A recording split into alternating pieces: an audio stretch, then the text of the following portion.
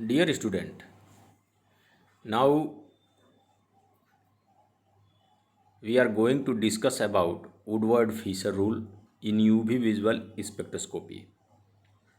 Woodward-Fisher rule ये बताता है कि किसी भी कंपाउंड का जिसमें क्रोमोफोर है, क्रोमोफोर की सहायता से हम कैसे लैम्डा मैक्स मीन्स कितने वेवलेंथ पे उसका एब्जॉर्प्शन होगा या उसका मैक्सिमम किस वेवलेंथ तक ये एब्जॉर्ब कर सकता है यूवी विजुअल इस रेडिएशन को।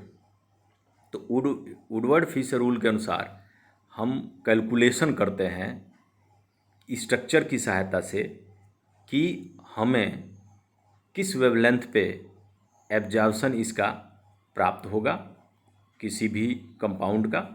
तो आइए उसके बारे में जानते हैं।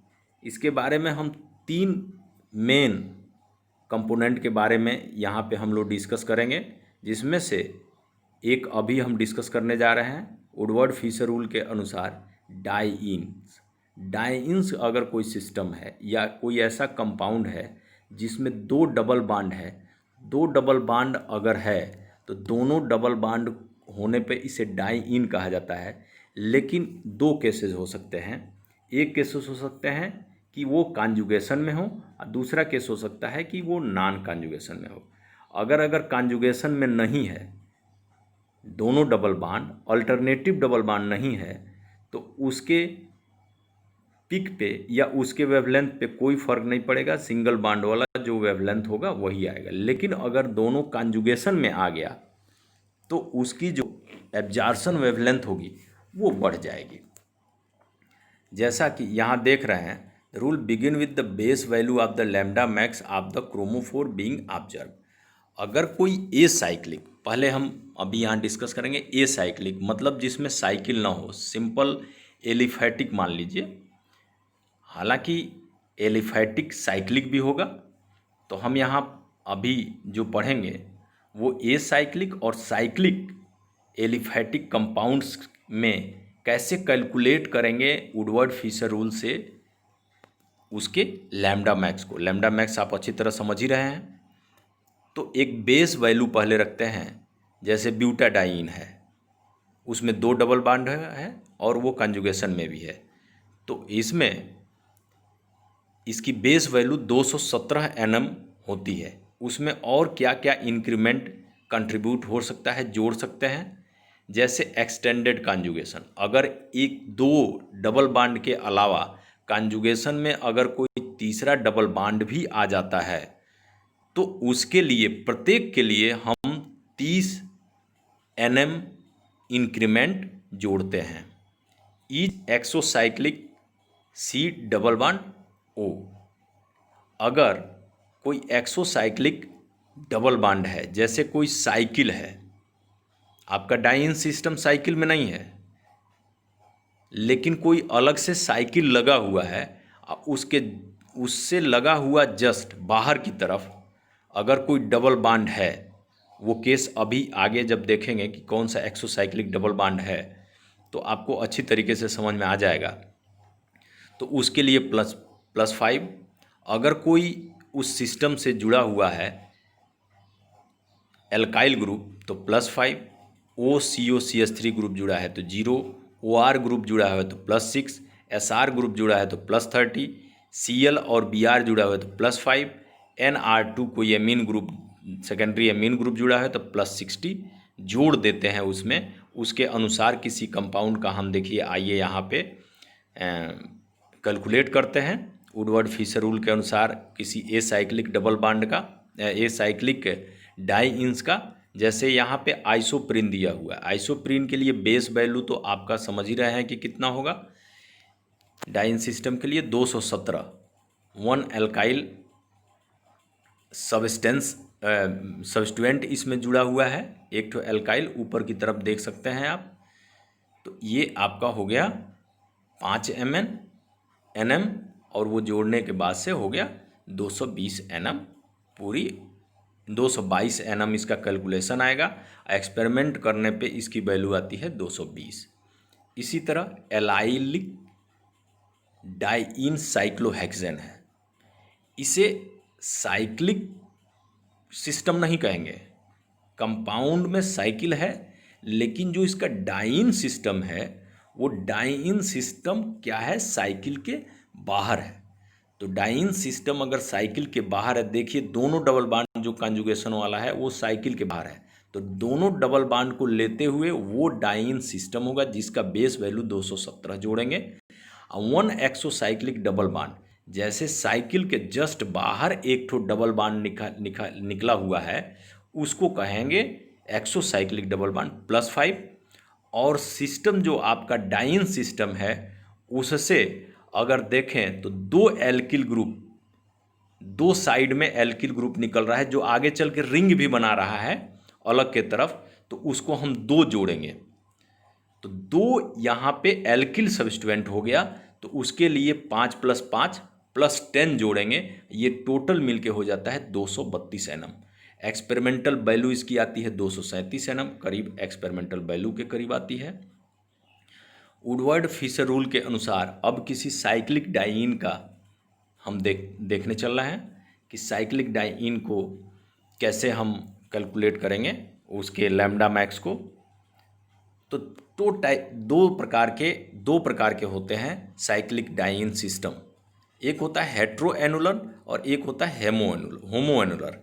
हेट्रोएनुलर का मतलब हुआ कि अगर दो साइकिल में डबल बॉन्ड है और वो कॉन्जुगेशन में है, वो हेट्रोएनुलर हो जाता है। होमोएनुलर का मतलब हुआ एक ही रिंग में अगर 2 डबल बॉन्ड है और वो भी कॉन्जुगेशन में है, तो वो होता है होमोएनुलर।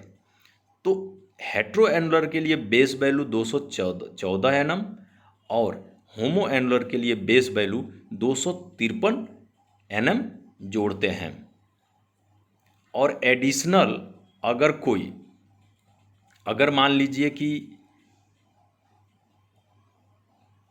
इसके इन 2 डाइइन सिस्टम है, 2 डबल बॉन्ड से कॉन्जुगेशन में होने के बाद अगर तीसरा कोई आता है, ठीक, अगर होमोएनुलर है, अगर एक और होमोएनुलर आ गया तो उसके लिए +39 बेस वैल्यू में जोड़ देते हैं।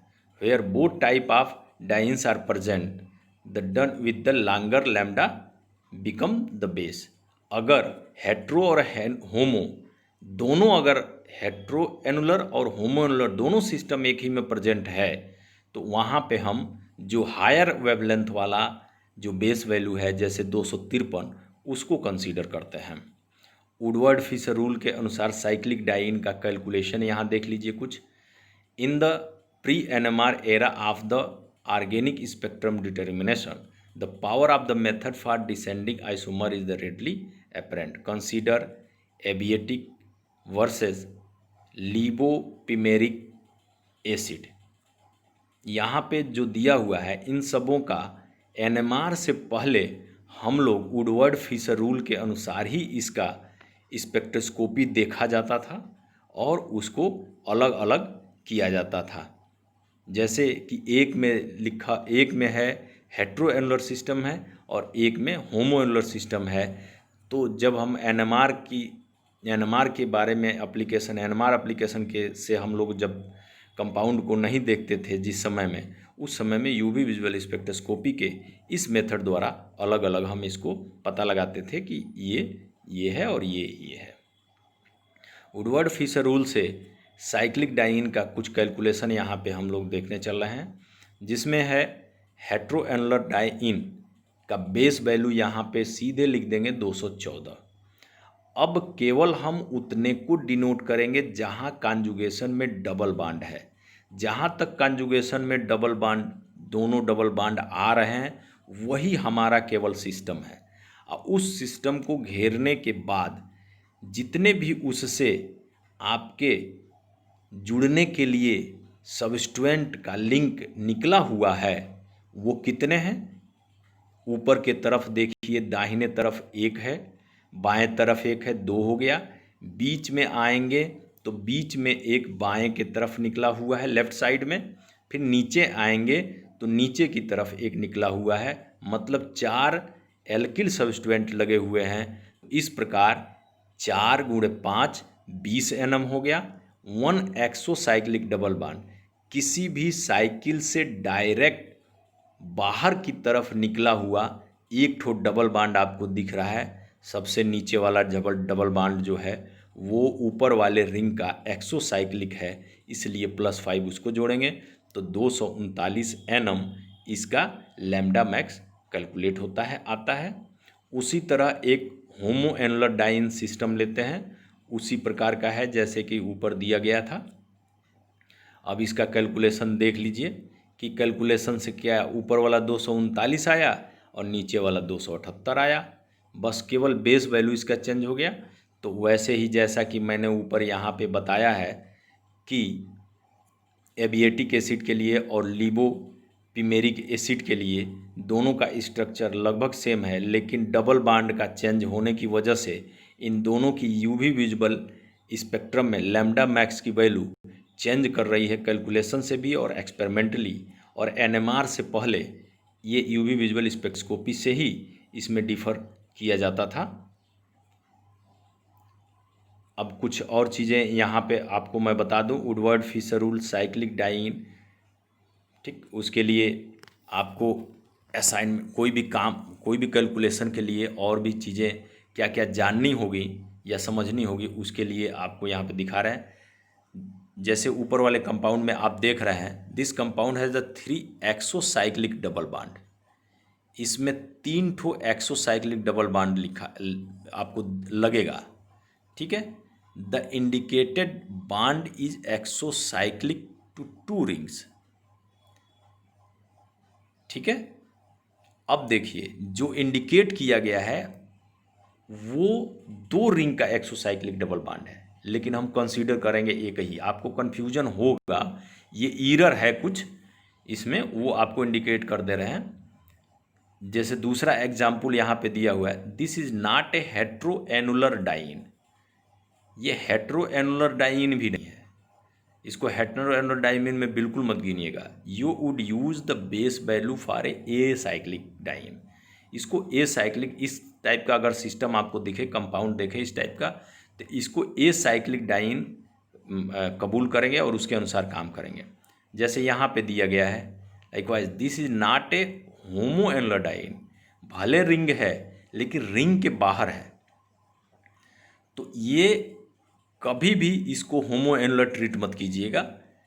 और बेस वैल्यू इसका ए साइक्लिक डाइन का 217 जैसे यूज करते थे वो यूज करेंगे, जो लास्ट वाला यहाँ पे लिखा हुआ है उसका। लेकिन इसमें 2 एक्सोसाइक्लिक डबल बॉन्ड कैलकुलेट करेंगे। अब अगले टर्म पे हम लोग पढ़ेंगे Woodward Fisher rules for the enone system. Enone system का मतलब सिर्फ बता दे रहे हैं, जिसको आप लोग थोड़ा जान लीजिएगा। इनोन मतलब ओन्स, CO ग्रुप भी हो और इंस भी हो, मतलब डबल बॉन्ड भी हो और CO बॉन्ड भी हो, और दोनों कॉन्जुगेशन में हो, जैसा कि यहाँ दिख रहा है। हालांकि इसका हम डिस्कशन अगले वीडियो में करेंगे अच्छे तरीके से। Okay, thank you.